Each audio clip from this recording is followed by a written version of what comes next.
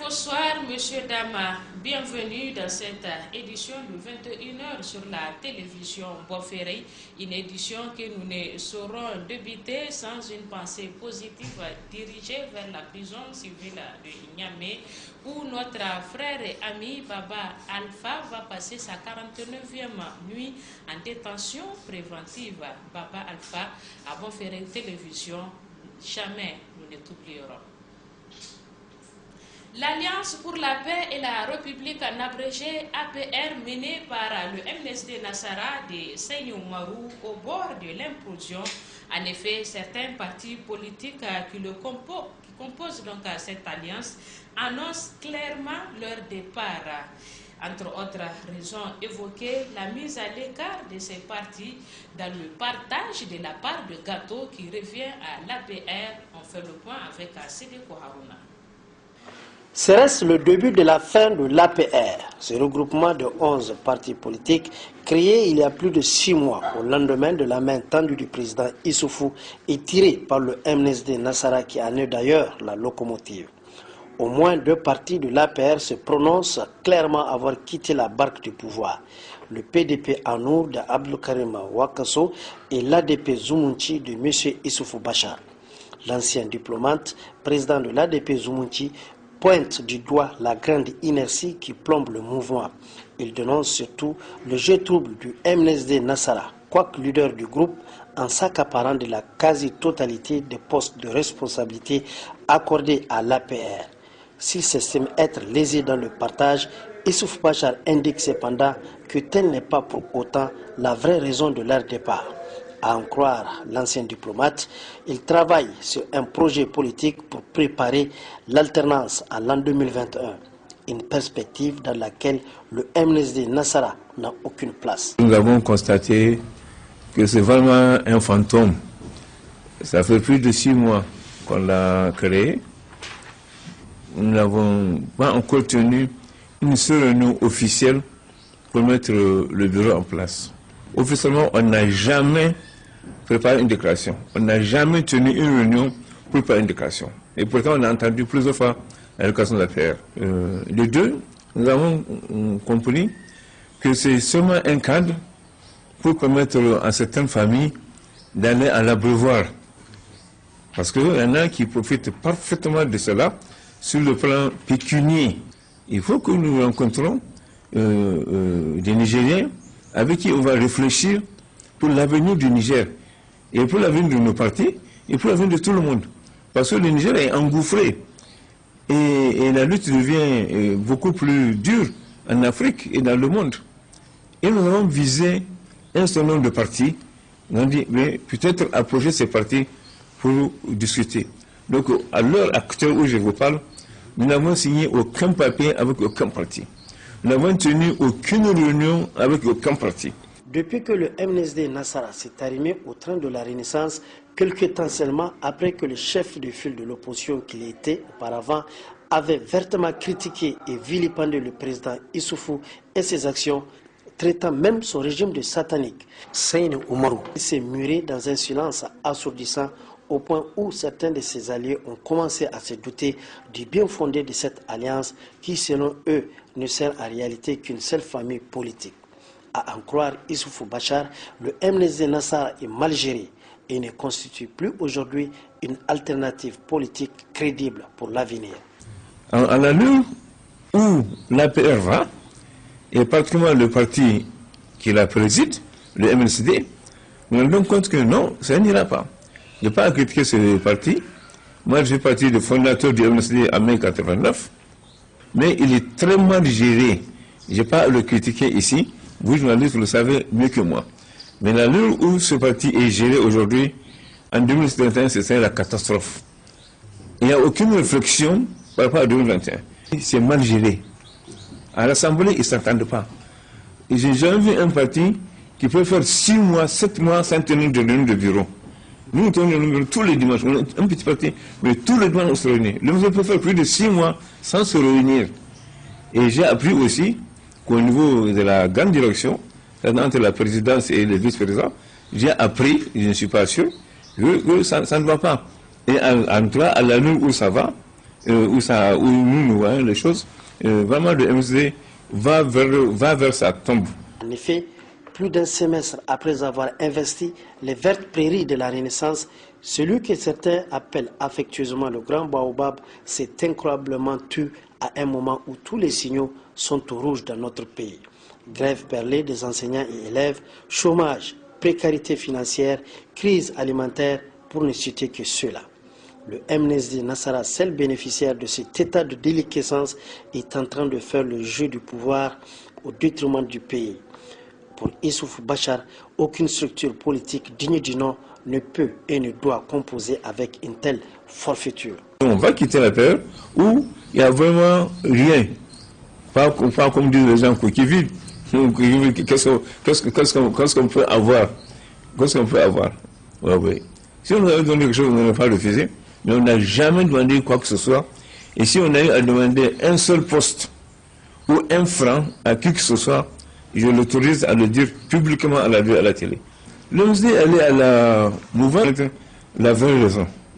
Mais ce que je vois de l'extérieur, je me suis dit que c'est un suicide. Pour moi, que l'OMSD aille en avant, c'est un suicide. Parce que réellement, c'est le plus grand parti. En réalité, c'est le plus grand.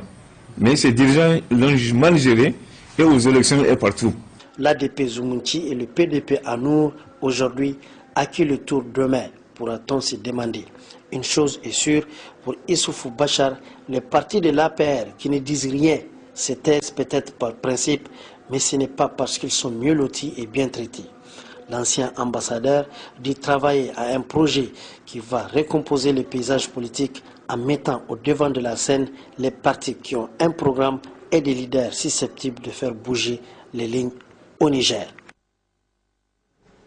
Restons avec les partis politiques. Après la zone 6, c'est autour de la zone 3 de l'arrondissement communal Niamey 3 du modèle Fanoumana, donc d'accueillir l'honorable député Oumarou Odogari, lequel député est en train de passer dans les différentes zones de la commune 3 pour remercier les militantes et militants qui ont voté pour lui lors des législatives passées. Une rencontre qui n'a pas eu lieu, les raisons avec Soumana Karimou et Rabi Abdoulaye.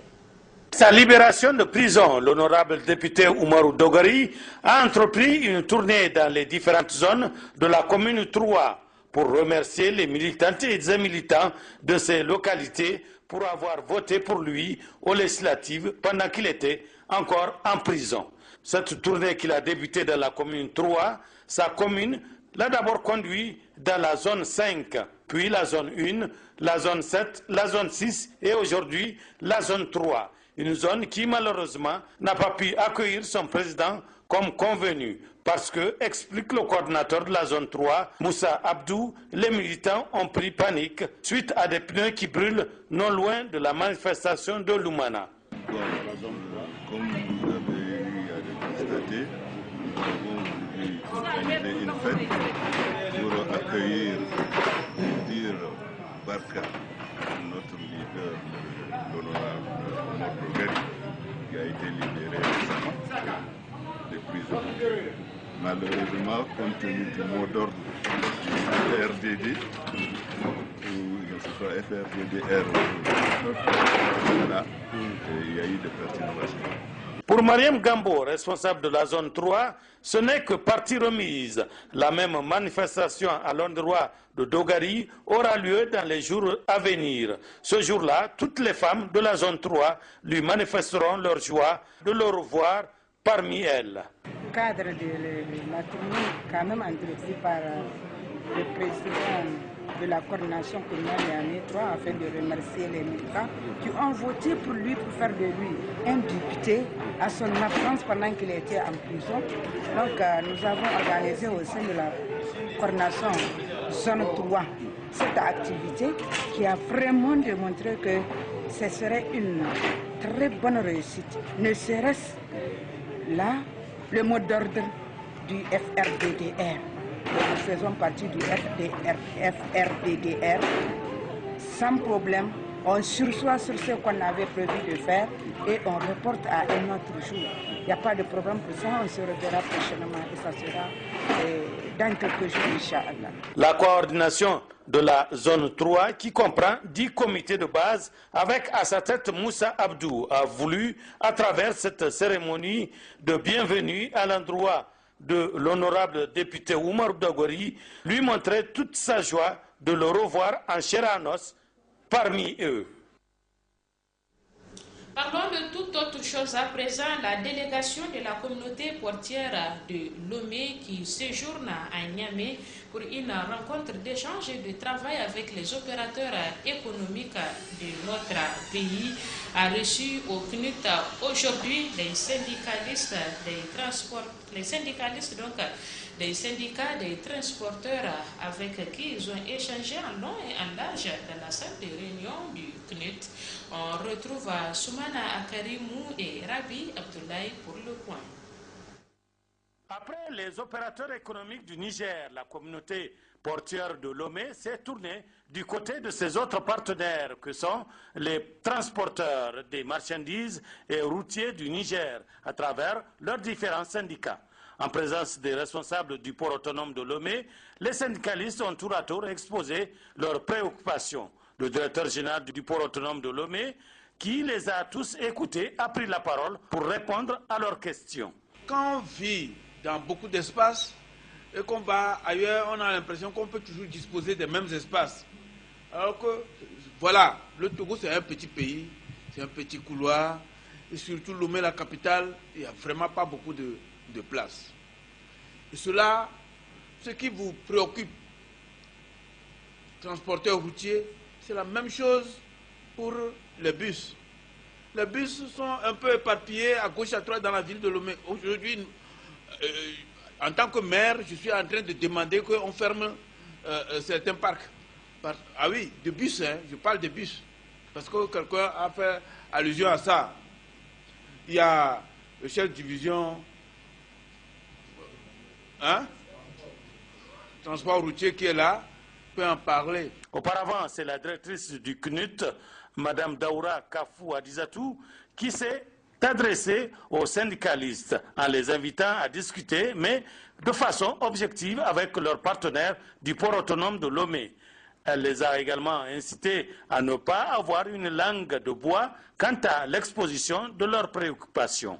Après une heure d'échange avec les transporteurs nigériens, le directeur général du port autonome de Lomé s'est dit satisfait de tous les échanges qui ont eu lieu avec leurs partenaires, opérateurs et transporteurs du Niger. Il s'agit de faciliter le transport des marchandises des opérateurs économiques vers le Niger. Et ceux qui le font, ce sont les transporteurs et les conducteurs. Donc il fallait les rencontrer pour savoir leurs problèmes et les dispositions que nous avons prises pour fluidifier ce trafic. C'est vrai qu'il y a parfois des récriminations qui sont faites à l'encontre des transporteurs et des conducteurs. Donc nous avons porté à la connaissance des uns et des autres ce qui peut être source de conflits et d'entraves.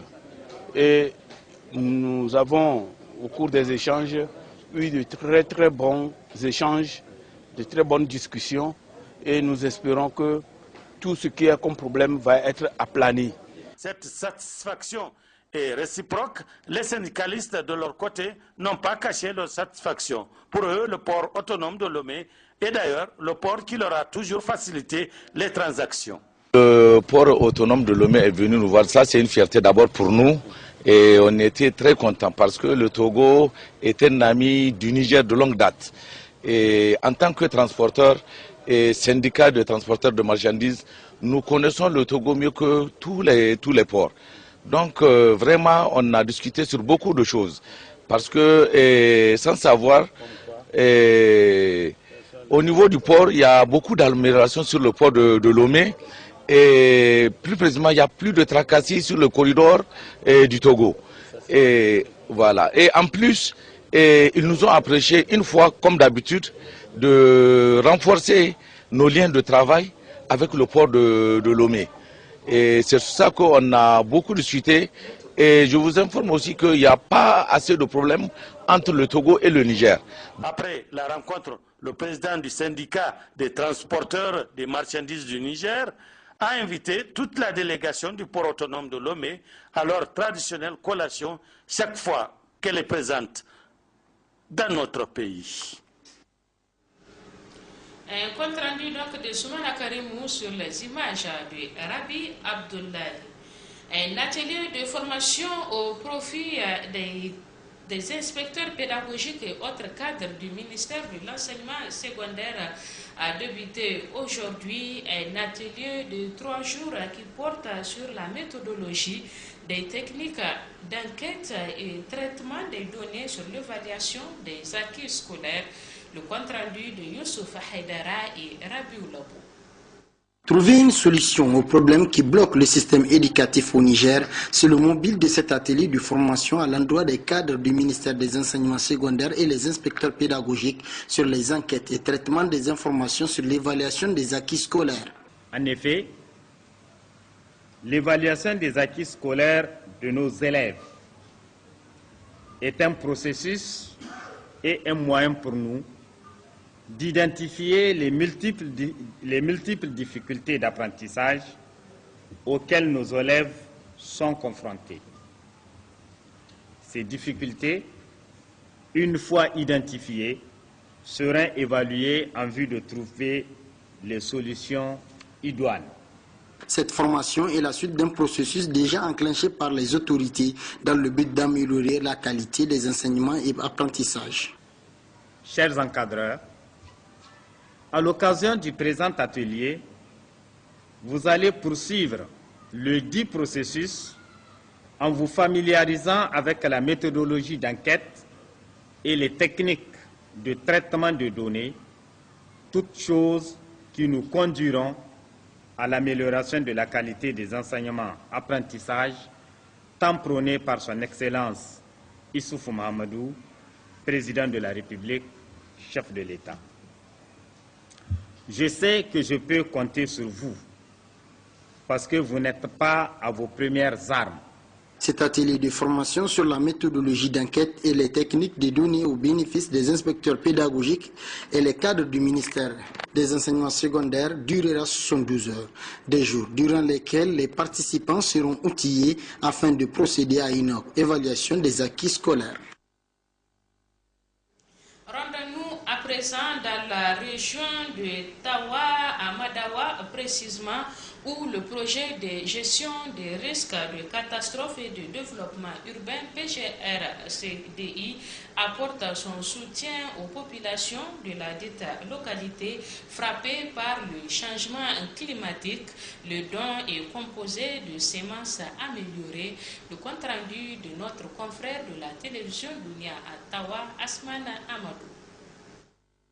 À Tawa, c'est le chef-lieu du département de Madawa qui a été ciblé par le projet de gestion des risques de catastrophes et de développement urbain, PGRC2U, pour organiser cette cérémonie de remise des semences améliorées dans le cadre du mécanisme de réponse immédiate. Au cours de cette cérémonie,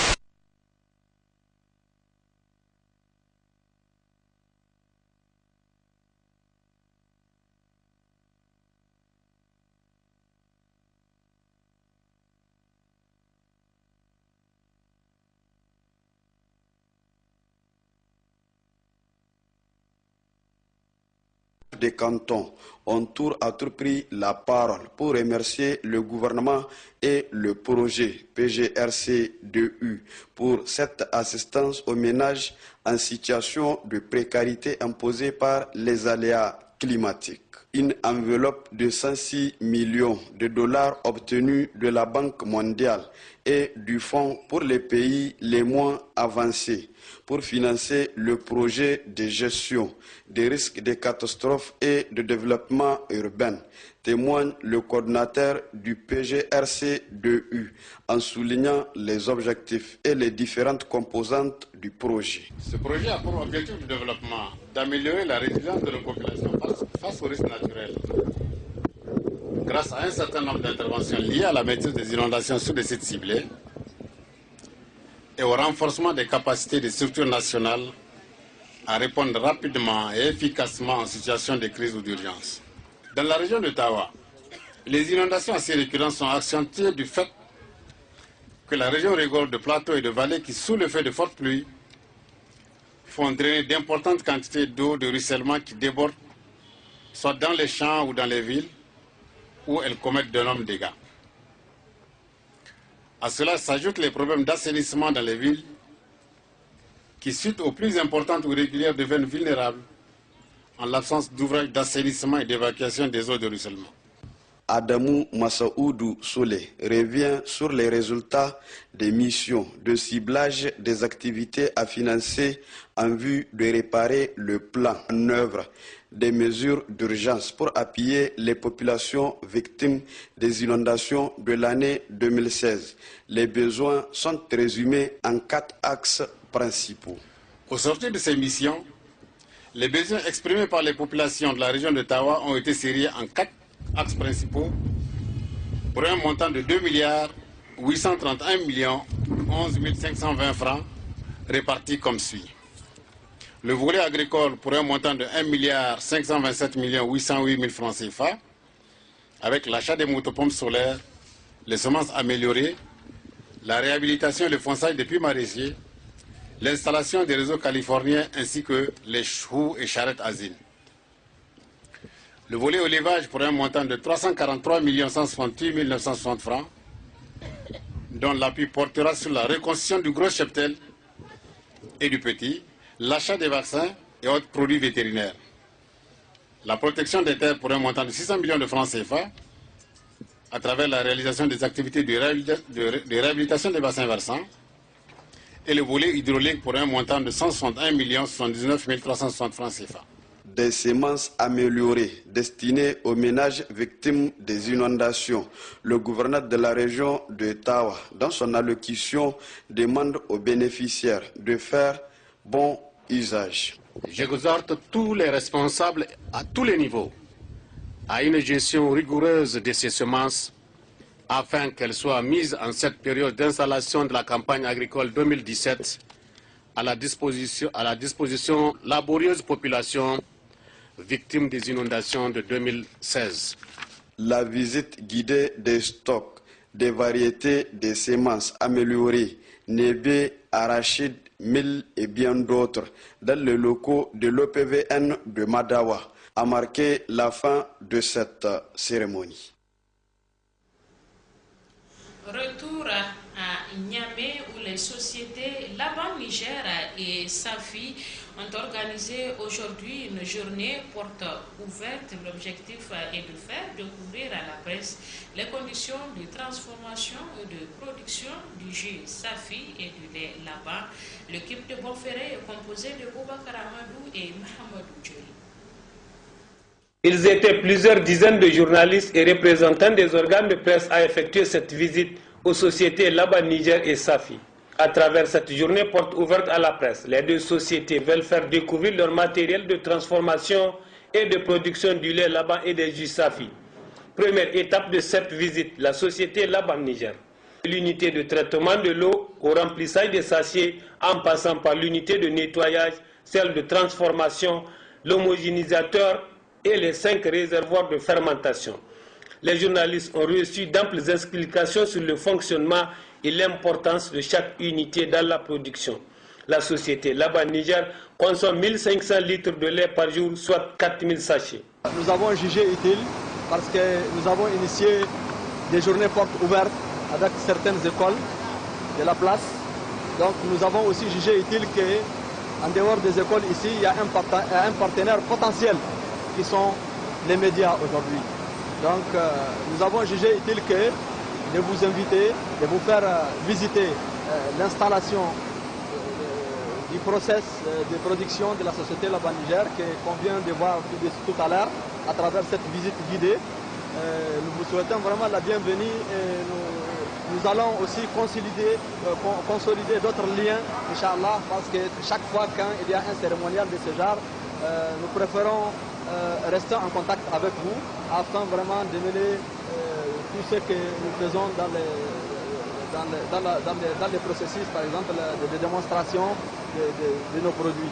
Seconde étape, la société de fabrication des jus Safi. Ici, la visite a débuté par le laboratoire, le château, la cuve de pasteurisation qui permet de stocker les produits à 25 degrés pour prendre fin au niveau de la panisse qui permet le mélange et la mise en bouteille et l'emballage. Cette visite s'inscrit, revêt un double caractère, il faut le dire. D'abord, être en contact avec nos partenaires, que vous êtes, les médias, c'est des partenaires sûrs, en tout cas de la société de jus Safi. C'est pourquoi nous avons jugé utile d'organiser cette rencontre-là. Et ensuite également permettre à l'opinion nationale et internationale de voir un peu comment est-ce que nous travaillons. Parce que si vous l'avez remarqué, vous avez vu les machines avec lesquelles nous travaillons, c'est des machines de dernière génération, il faut le dire. Montrer aussi à l'opinion nationale et internationale les outils avec lesquels nous travaillons. Cette visite a sans nul doute permis aux journalistes et représentants des groupes de presse de s'enquérir du matériel dont disposent les deux sociétés et les conditions dans lesquelles se fabriquent le Laba et le jus Safi. Les portes des deux sociétés restent ouvertes au public qui veulent satisfaire leur curiosité. Parlons sport à présent, précisément athlétisme. La discipline a fait parler d'elle au championnat ouest-africain de la zone 2 qui s'est tenu à Conakry en Guinée. Deux athlètes ont représenté le Niger et ont brillé par leur talent en décrochant la médaille d'or et d'argent. Pour donc célébrer cet exploit, un accueil chaleureux a été réservé aux deux héros. Le compte-rendu de Mohamed Alpha et Abdelaziz Chibrela. Ils sont deux athlètes de la discipline athlétisme, à l'occurrence Moussa Zaroumei et Bachir Mouktari, qui ont défendu avec abnégation les couleurs du Niger au championnat ouest-africain de la zone 2 qui s'est déroulé à Conakry en Guinée. Sur les 800 mètres, Moussa Zaroumei décroche la médaille d'or et sur les 1500 mètres, Bachir Mouktari remporte la médaille d'argent. Cette prouesse est saluée par le président de la Fédération nigérienne d'athlétisme et félicite les deux athlètes pour leur combativité. Un accueil chaleureux a été réservé aux deux héros. Le Niger a été présent aux Jeux ouest-africains à Conakry. Donc nous avons envoyé deux athlètes, c'est eux qui sont revenus avec cette moisson de 2 médailles, une en or aux 800 mètres obtenue par Moussa Zaroumei et une en argent par Maman Bachir. Le coureur de 800 mètres, c'est Moussa Zaroumei. Il a bouclé les 2 tours de piste, comme on l'appelle, les 800 mètres, en 1 minute 53 secondes. C'est un athlète de la garde nationale.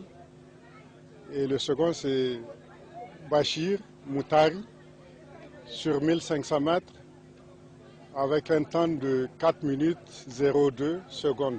Cet exploit est le soutien indéfectible du haut commandement de la garde nationale et de la Fédération nigérienne d'athlétisme qui n'ont ménagé aucun effort pour la performance de ces deux athlètes nigériens. Les deux médaillés ont manifesté toute leur gratitude. Bon, il y a un sentiment de joie qui m'anime, surtout les gens qui m'ont accueilli, je ne sais même pas quoi dire. Et en fait, je lance un grand coup de chapeau à notre haut commandant qui a pu mettre à notre place le billet aller-retour pour participer au championnat. Là, moi, je ne sais même pas quoi le dire. Avec notre fédé qui nous a suivis, aller-retour, des appels financiers, Dieu merci, bon, je ne sais même pas quoi le dire. Je dédie ma médaille à mon coach Ibrahim Chef Delaise parce que c'est lui qui m'accompagne chaque jour. Même si je n'ai pas l'intention de dire, il dit que non petit, continue, tu as de l'avenir. Donc grâce à lui, je suis là où je suis maintenant. Dieu merci. Je suis fier vraiment de toute la famille athlétisme, au notre haut commandement de la garde nationale, à la présidence M. Tahirou Tsamogo, et tous les entraîneurs, les staffs qui nous a accueillis et nous a accompagnés à travailler. Vraiment, je les remercie beaucoup, beaucoup, beaucoup. Cette réussite démontre que l'athlétisme nigérien retrouve toutes ses lettres de noblesse depuis l'arrivée de Tsemogo Tahirou et son équipe à la tête de la Fédération nigérienne d'athlétisme. Et aussi, la participation à Conakry permet de mettre en jambe les athlètes et de bien les préparer pour le tournoi inter-État de solidarité à Bamako, ainsi que le 8e jeu de la francophonie à Abidjan. Football à présent, le MENA Cadet fait match nul 2-8 partout face au Cadet angolais lors de sa première entrée en liste de la CAN U17 Gabon 2017.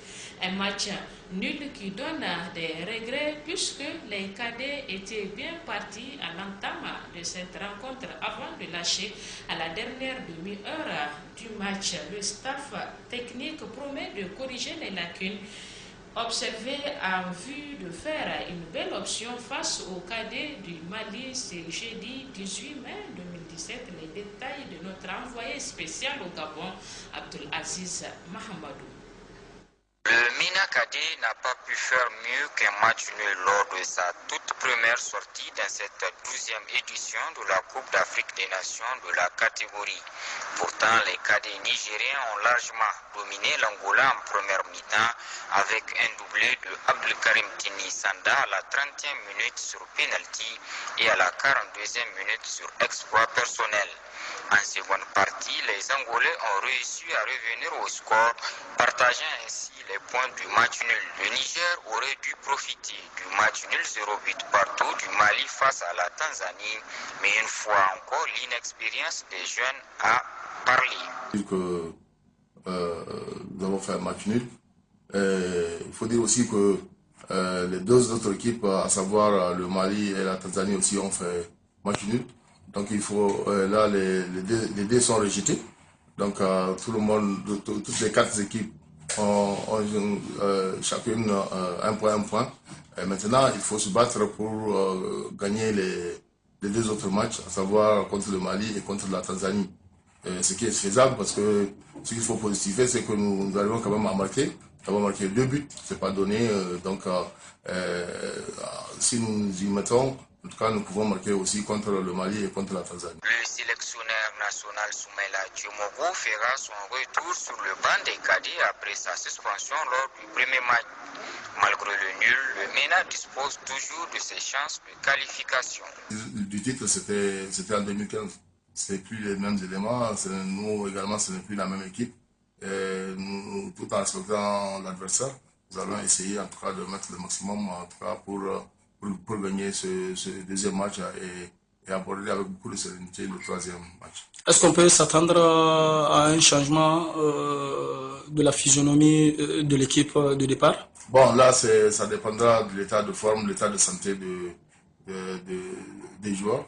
Je vais discuter un peu avec eux parce qu'on est sorti on a fini quand même notre premier match avec des blessés. Il faudrait que je vois avec les médecins l'état de santé de tous les joueurs et ceci sera fait dès ce soir.